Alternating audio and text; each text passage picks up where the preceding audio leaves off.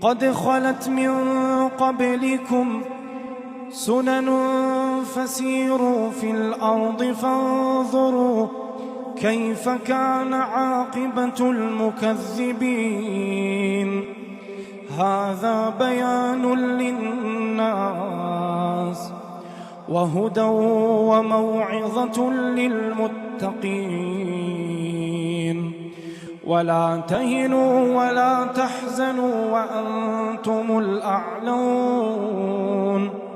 وأنتم الأعلون إن كنتم مؤمنين. إن يمسسكم قرح فقد مس القوم قرح مثله وتلك الأيام نداولها بين الناس وليعلم الله الذين آمنوا ويتخذ منكم شهداء والله لا يحب الظالمين. وليمحص الله الذين آمنوا ويمحق الكافرين.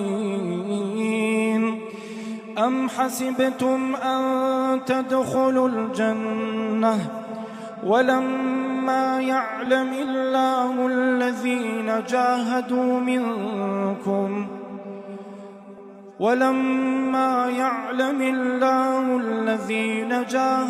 منكم ويعلم الصابرين.